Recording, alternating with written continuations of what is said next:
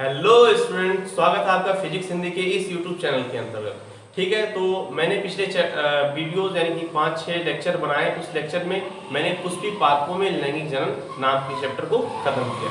इस चैप्टर के अंतर्गत मैंने आपको 5 वीडियो दिए हैं जिसमें विभिन्न प्रकार के पुष्प की संरचनाओं के बारे में आपको मैंने बताया है। ठीक है, तो अब मैं एक वीडियो बना रहा हूँ। उस वीडियो को नाम देते हैं one short story of sexual reproduction in flowering plant. Of को आप काट दीजिएगा, इन कर दीजिएगा, sexual reproduction in flowering plant. यानी कि वन शॉट मतलब कि मैं एक वीडियो के अंदर समराइज वीडियो बना रहा हूं कि इस वीडियो में पूरे टॉपिक जितने मैंने पढ़ा चुका हूं उसको एक समरी टाइप का, स्टोरी टाइप का आपको सुनाऊंगा। तो स्टोरी सुनने के लिए तैयार रहिए। और दूसरा बात मैं आपको कहूंगा कि जो आप स्टोरी सुनिएगा उस स्टोरी को आप धीरे धीरे यानी कि नॉर्मल स्पीड में मत देखिएगा। उस स्टोरी को अपने टाइम बचाए रखने के लिए फास्ट कर लीजिए। आप यूट्यूब पे 3 डॉट दिए होंगे, वहां पे क्लिक करेंगे, प्लेबैक स्पीड ऑप्शन आएगा, वहां पे जाएंगे 1.5x कर लीजिएगा। वहां से फिर इस स्टोरी करने के बाद फिर मेरी कहानी सुनी। तो फिर ठीक है, टाइम न वेस्ट करते हुए मैं अपने इस टॉपिक को शुरू करता हूं। तो सबसे पहले मैंने जब वीडियो नंबर लेक्चर 1 दिया था तो उसमें आपको बता चुका था कि जनन किसे कहते हैं, जनन के प्रकार क्या होते हैं। तो शुरू करते हैं। जनन क्या कहते हैं? जनन क्या होता है? यानी कि रिप्रोडक्शन। तो जीवों द्वारा अपने समान संतान उत्पन्न करने की क्षमता जनन कहलाती है। इंग्लिश में कहते हैं रिप्रोडक्शन। जनन, जैसे कि हम जानते हैं कि कोई भी जीवधारी इस दुनिया में वो अमरत्व का वर नहीं प्राप्त है उसे, यानी कि वो हमेशा के लिए लाइफ टाइम उसका जो होता है 100% क्लियर नहीं होता, यानी कि वो हमेशा जीवित रहे ऐसा संभव नहीं है, अपवाद स्वरूप छोटे सूक्ष्म जीवों को छोड़कर। मैं मानवों की बात करता हूँ और पेड़ पौधों की बात करूंगा। तो इन सबको अपनी वंश की निरंतरता बनाए रखने के लिए क्या करना चाहिए? एक विशेष प्रकार की क्रियाविधि का इस्तेमाल करना चाहिए। उस क्रियाविधि को बोलते हैं जनन। ठीक है, तो आप जनन की परिभाषा देंगे कि जीवधारियों द्वारा अपने समान संतान उत्पन्न करने की क्षमता जनन कहलाती है। जनन कितने प्रकार के होते हैं? जनन 2 प्रकार के होते हैं। पहला अलैंगिक जनन, बोले तो असेक्सुअल रिप्रोडक्शन, और दूसरा लैंगिक जनन, बोले तो सेक्सुअल रिप्रोडक्शन।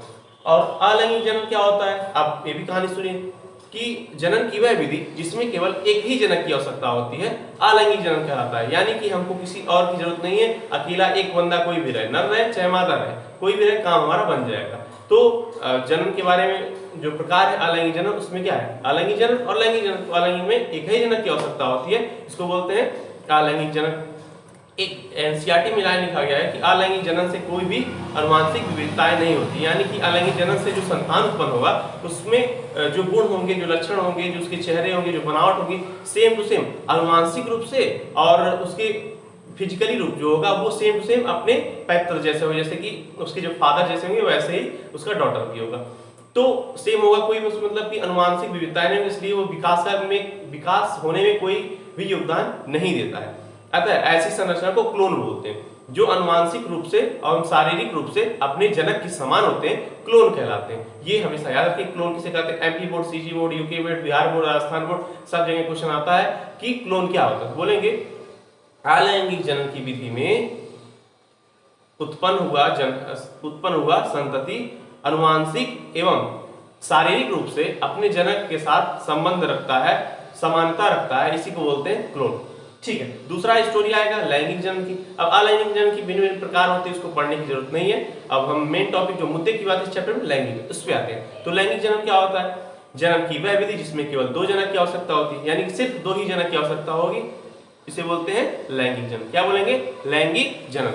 इसमें 2 जनक यानी कि कौन कौन से? नर और मादा। ये नहीं कि मादा मादा न, ये नहीं, 2 विभिन्न प्रकार के जनक। बात ध्यान से सुनिए, 2 विभिन्न प्रकार के जनकों की आवश्यकता होती है। ये बोलना गलत बात है कि 2 जनक की आवश्यकता होती है। भाई ये तो क्लियर करो कि कौन कौन से, नर या मादा मादा। तो ये बात क्लियर रखिएगा, 2 विपरीत प्रकार के जनकों की आवश्यकता होती है लैंगिक जनन में।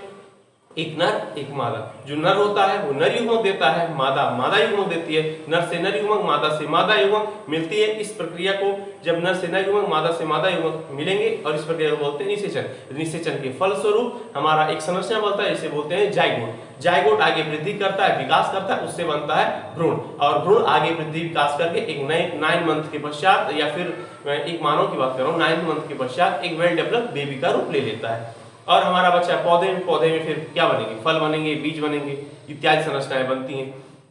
तो ये रहा हमारा पुष्प। तो जनन की कहानी के बाद हम आगे बढ़ते हैं और हम देखते हैं। तो पुष्प की संरचना मैंने बताया था, तो पुष्प की संरचना फटाक से मैं बनाता हूं और आप लोग नाम उसका बोलते जाइए। सबसे पहले क्या काम करेंगे, एक ऐसी संरचना लेंगे, ऐसे लेंगे, ऐसे लेंगे, ऐसे लेंगे, मतलब एक्सटेंड करके दिखाऊं, इस भाग को बोलते हैं, फटाक मैं बोलूंगा वर्तिका, अगर इंग्लिश में बोले तो स्टिग्मा लिखते जाएंगे, स्टिग्मा, इसको बोलते हैं वर्तिका, बोले तो स्टाइल, ठीक है। यहां से अब नीचे ऐसी संरचनाएं होती हैं, ऐसी ऐसी, यहां भी ऐसी ऐसी संरचनाएं होती हैं, इस संरचना को बोलते हैं बीजांड, इंग्लिश में बोले तो ओव्यूल, ठीक है। और इधर जो इसमें बीच में ऐसे ऐसे कुछ डॉट लाइक स्ट्रक्चर होती है, इसको बोलती है अंडकोशिका, अंडकोशिका बोले तो एक्सेल। क्योंकि फास्ट वीडियो है तो मैं कुछ इसमें उतना अधिक वैरायटी में उतना नहीं लाऊंगा। हाँ, एक उसमें एक नर भाग होता है ऐसे, इस भाग को बोलते हैं एंथर, यानी कि द्विपादित परागकोश एंथर है, इसको बोलते हैं परागकोश, एंथर बोलेंगे। सब मैं पढ़ा चुका हूँ, डिटेल आप देख सकते हैं। यहाँ पे कैलिक्स कोरोला यानी कि ऐसे बाहर दलपुंज होते हैं पुष्प में, तो इसको आप देख सकते हैं पुष्प की संरचना, वर्तिका, वर्तिका, बीजांड, ये सारे, और अंडकोशिका ये आती है स्त्री भाग में, स्त्री भाग इसको बोलते हैं स्त्री केसर। उसके बाद से आएगा परागकोश, ये पुतंतु, ये पूरा पुंकेसर एक भाग आएगा, इसको बोलते हैं नर भाग, नर भाग के अंतर्गत इसको बोलते हैं पुंकेसर। ये हो गया हमारी पुष्प की संरचना। जल्दी से समराइज टाइप की सबसे पहले बनाए हैं क्या, सबसे ऊपर वर्तिका, उसके नीचे वर्तिका, उसके नीचे बीजांड, बीजांड में अंडकोशिका, ये सभी एक साथ मिलके एक संरचना बनाती हैं जिसे बोलते हैं स्त्री संरचना या मादा भाग। मादा भाग इन संरचनाओं को जोड़ के स्त्री केसर बनता है। और पुष्प में एक और भाग होता है पुतंतु, परागकोश को मिला के एक साथ पुंकेसर बोलते हैं, ये पुरुष भाग होता है। ये है पुष्प की संरचना। तो पुष्प की संरचना देखने के बाद अब हम देखेंगे नर भाग, यानी कि हम बताए थे परागकोश द्विपाली संरचना होती है, इसके अंदर चतुर्कोश संरचनाएं पाई जाती हैं, तो ये सबको आप जान चुके हैं। और मुद्दे की बात आते हैं तो परागकोश को जब हम काटते हैं तो द्विपाली संरचना पाई जाती है और इसके अंदर चतुर्कोश पाए जाते हैं। चतुर्कोश यानी जो संरचना उसमें फिर लघु बीजांडधानी पाया जाता है। लघु बीजांडधानी की मैंने संरचना आपको बना के दिखाया था, एक बार फिर से बना देता हूँ उन चतुर्कोष्ठों को। ये कुछ ऐसी होती है चतुर्कोष्ठी संरचनाएं जो होती है ऐसी होती है। ये हो गया हमारा, ये हो गया चतुर्कोश 1 2 3 4, इसमें ऐसे कुछ गोलाकार संरचनाएं होती हैं। फास्टिंग वीडियो इसलिए मैं उतना एक्यूरेट नहीं बनाऊंगा। इसको बोलते हैं लघु बीजांडधानी, लघु बीजांडधानी बोलते हैं। और इसके अंदर परागकण यानी कि लघु बीजाणु भरे जाते हैं। अविकसित लघु बीजाणु से बाद में परागकण बोलेंगे, इसमें से भरे रहते हैं। जब परागकोश का स्फुटन होता है तो ये बाहर निकलते हैं, ठीक है। और ये हो गया आपके लघु बीजाणु हो गए। फिर यहाँ पे आपके ऐसे डॉटेड डॉटेड संरचना होती हैं, इन संरचनाओं को हम बोलते हैं लघु बीजाणु ऊतक। इसको बोलते हैं लघु बीजाणु ऊतक, लघु बीजाणु ऊतक। उसके अंतर्गत पाएंगे लघु बीजांडधानी, लघु बीजांडधानी में लघु बीजाणु। अब लघु बीजाणु की संरचना जो विकसित हो चुकी है परागकण बोलते हैं। परागकण के बारे में जानना के लिए स्टार्ट करते हैं। परागकण, तो परागकण में क्या होता है, सबसे बाहरी परत होती है, इसको बोलते हैं बाह्यचूल। उसके अंतर्गत आते हैं तो अंतःचूल। अंतःचूल में क्या होती है, बड़ी सी कायी कोशिका होती है, उसी कायी कोशिका में डूबी एक कोशिका छोटी सी, इसे बोलते हैं जनन कोशिका। जनन कोशिका आगे विभाजित, अब मैं बता दूंगा आपको बाह्यचूल किसका बना होता है, स्पोरोपोलिन का बना होता है। स्पोरोपोलिन के प्रेजेंट होने की वजह से परागकण को हम नष्ट नहीं कर पाते हैं। हाँ, लेकिन कुछ पार्ट ऐसे होते हैं जहाँ पे स्पोरोपोलिन एब्सेंट आते हैं, यानी कि उसे बोलते हैं जनन छिद्र।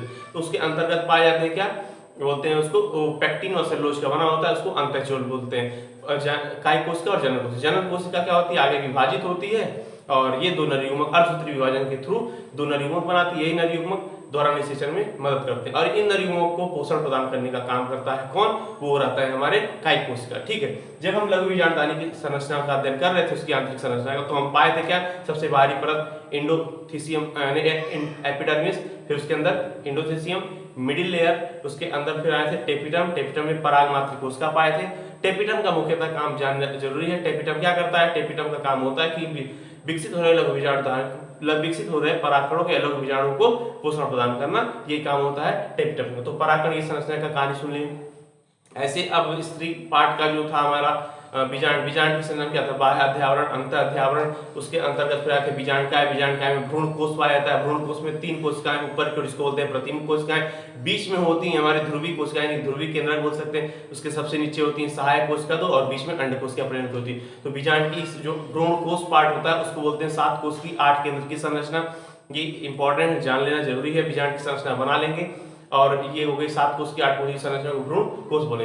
द्वारा निषेचन की प्रक्रिया हमारे लास्ट टॉपिक। द्वारा निषेचन में क्या होता था कि जब परागनलिका में उपस्थित 2 नर युग्मक यानी कि एक नर युग्मक अंड कोशिका के साथ संलयित हो और एक बची नर युग्मक कोशिकाएं वो जाके संलयित हो जाए ध्रुवीय कोशिका के साथ। इसके फलस्वरूप जो अंड कोशिका संलयित होती है वहां होता है द्विसंलयन और वहां पे त्रिक समीकरण होता है जहां ध्रुवीय केंद्र के साथ संलयन। यहाँ पे 2 बार निषेचन होता है इसलिए द्वारा निषेचन कहते हैं। जब अंड कोशिका के साथ नर युग्मक संलयित होता है तो इस संरचना से बने संरचना को भ्रूण बोलते हैं, और जब नर युग्मक संलयित होता है ध्रुवीय कोशिका के साथ तो बनता है प्राथमिक भ्रूण पोष केंद्र, प्राइमरी एंडोस्पर्मिक न्यूक्लियस, पेन जिसको बोलते हैं। फिर आगे जब विकास होता है तो भ्रूण से बीज बनता है और प्राइमरी एंडोस्पर्मिक न्यूक्लियस यानी कि प्राथमिक भ्रूणपोष केंद्र का आगे विकसित होकर प्राथमिक भ्रूणपोष बनाता है, जिसके अंदर बहुत ही अधिक ये त्रिगुणित संरचना होती है, इसके अंदर बहुत ही प्रचुर मात्रा में ऊर्जाएं संचित होती हैं, खाद्य पदार्थ होते हैं, इसकी वजह से ये हमारे बीज को क्या होता है पोषण प्रदान करता है और बीज से फिर आगे फल उनका निर्माण होता है। ये हमारा कंप्लीट चैप्टर था।